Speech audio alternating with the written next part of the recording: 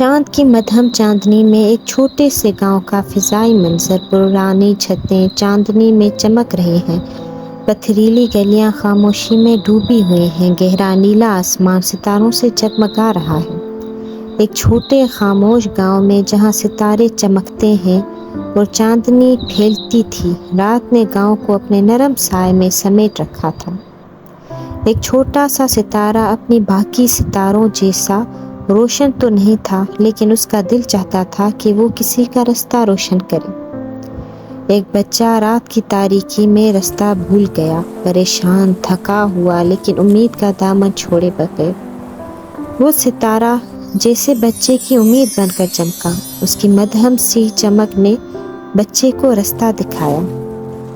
ایک ننھا ستارہ، چھوٹا سہی، لیکن اس کی چمک نے گمشدہ بچے کو اس کے گھر کا رستہ دکھا دیا۔